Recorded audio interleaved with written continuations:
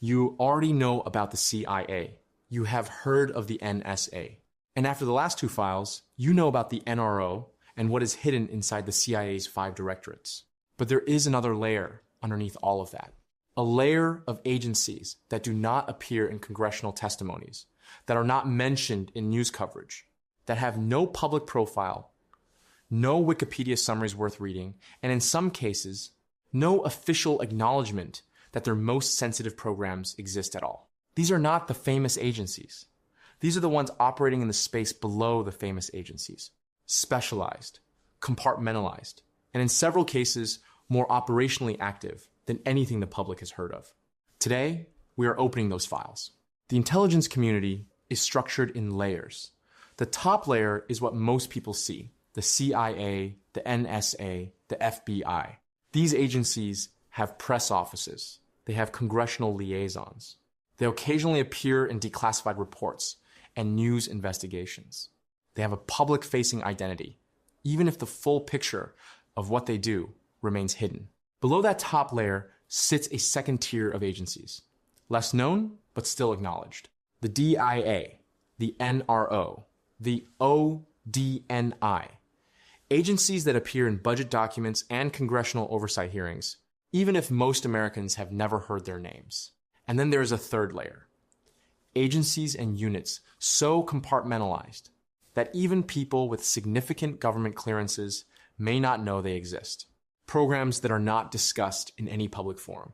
Organizations whose budgets are hidden inside other budgets, whose personnel are listed under cover designations, and whose operations are designed to leave no trace. We are going into that third layer today. 3 agencies, each one doing something the public has never been fully told about, each one more obscure than the last.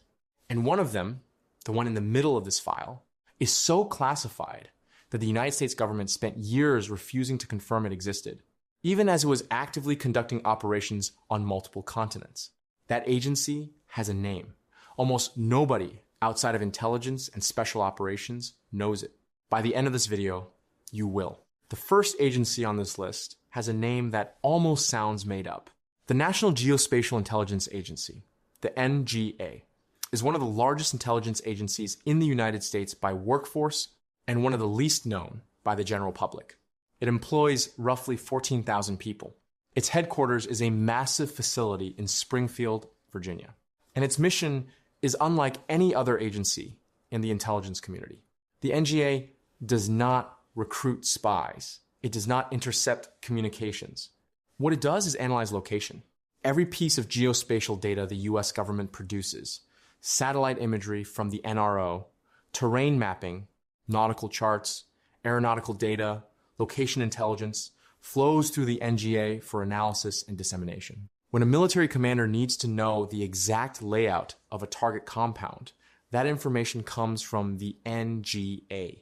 When the CIA needs to understand the geography of a denied area before an operation, they call the NGA. When the president's daily brief includes a map, the NGA built it. The agency also produces something called GeoInt, Geospatial Intelligence, which has become one of the most critical inputs into military and intelligence decision-making over the last 2 decades. The ability to know not just what is happening somewhere, but exactly where it is happening, at what altitude, in what terrain, surrounded by what infrastructure. That precision comes from the NGA. 14,000 employees, a classified budget, and most Americans have never heard the name. The second agency on this list is even further off the radar. The Bureau of Intelligence and Research, known as INR, is the State Department's intelligence arm. It is the smallest agency in the intelligence community by far, with fewer than 300 analysts. And it has consistently produced some of the most accurate finished intelligence of any agency in the US government. INR's analysts were among the few in the intelligence community who dissented from the 2002 assessment that Iraq possessed weapons of mass destruction. They were right.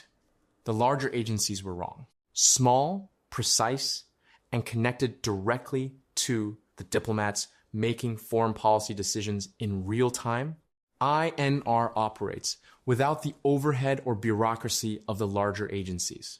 Its analysts focus entirely on the intersection of intelligence and diplomacy. What does this intelligence mean for U.S. foreign policy?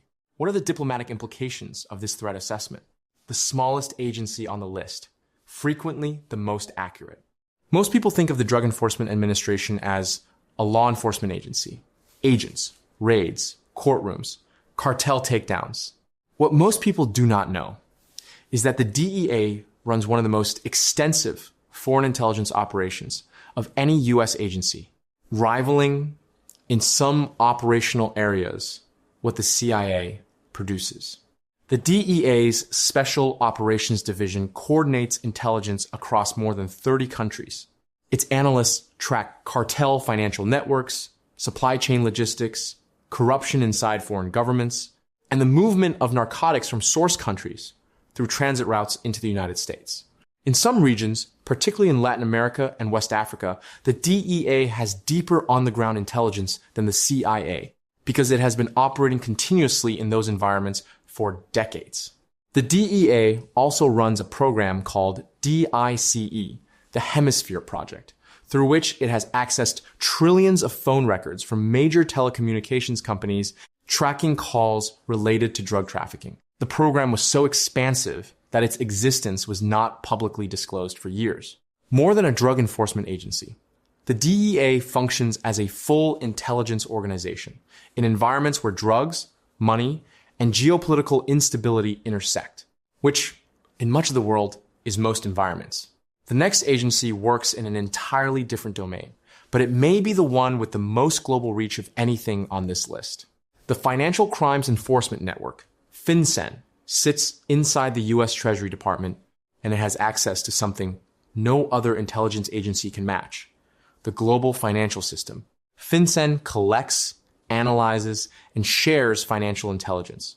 Every suspicious transaction report filed by every bank in the United States flows through FinCEN. Every international wire transfer above a certain threshold.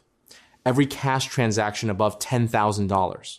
The patterns of money movement across the global banking system, FinCEN sees all of it. For the intelligence community, financial intelligence has become one of the most powerful tools available. Money leaves a trail that human intelligence cannot fabricate, and signals intelligence cannot intercept. When the U.S. wants to track a terrorist network, a sanctions-evading government, or a foreign intelligence operation on American soil, following the money through FinCEN's data is often the fastest path. A treasury agency, invisible to almost everyone, and sitting on top of the most comprehensive financial surveillance network in human history. And then there is the one in the middle of this file, the Intelligence Support Activity. If you have never heard that name, you are not alone. The ISA is one of the most classified units in the entire United States military. And for most of its existence, the government refused to confirm it existed at all. It was created in 1980 in the aftermath of the failed mission to rescue American hostages in Iran, Operation Eagle Claw. The operation collapsed in part because military commanders lacked real-time intelligence about conditions on the ground. They did not know what they were flying into. They did not have the human sources or the signals intelligence needed to execute the mission successfully. The ISA was built to make sure that never happened again.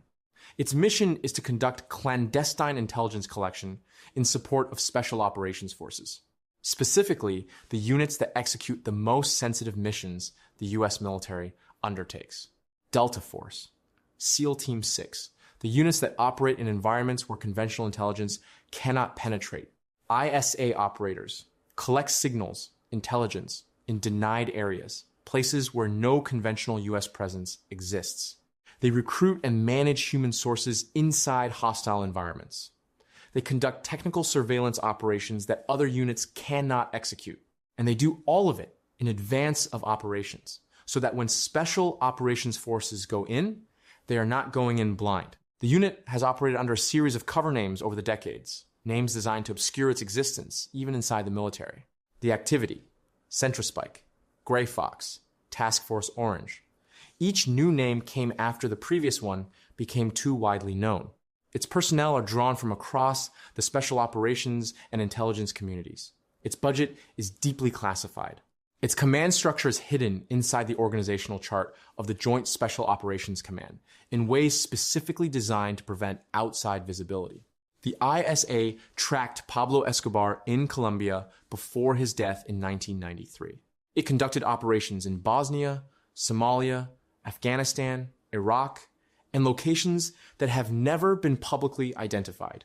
Every time the United States has conducted a major special operations mission in the last 4 decades, the ISA was almost certainly involved in the intelligence preparation that made it possible. One of the most operationally active intelligence units in American history, and almost nobody outside of a very small circle in government has ever heard its name. 5 agencies across 3 videos, and the picture they form together is larger than any one of them individually. The NGA maps the terrain. FinCEN follows the money. The DEA tracks the networks. The NGA tells commanders exactly where the target is and what surrounds it, and when it is time to act. When all of that intelligence has been collected, analyzed, and confirmed, the ISA goes in first. This is how the intelligence community actually functions at its most operational level.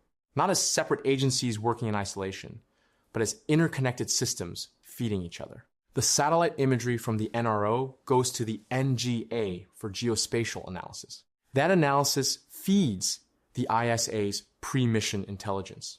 The DEA's network intelligence informs the CIA's operational planning. FinCEN's financial data connects the dots between actors that human intelligence alone could never link. The famous agencies, the ones with the press offices and the congressional testimonies, are the visible face of a system that runs much deeper than what is publicly acknowledged. The agencies in this video are part of the layer that runs the operations, the layer that acts, the layer that most people will go their entire lives without knowing exists. And what we have covered across these 3 files is still not the full picture. Because knowing which agencies exist is one thing. What those agencies have actually done, the operations, the programs, the capabilities that got partially declassified and revealed something far larger than the public was supposed to know, that is a completely different file. The next video covers the programs, the real ones, the ones with names like MK Ultra, COINTELPRO, PRISM, programs that were officially denied until they could no longer be denied. Programs that reshaped how the American government thinks about the line between intelligence work and something else entirely. That file opens next. Subscribe to Black File Intel so you do not miss it.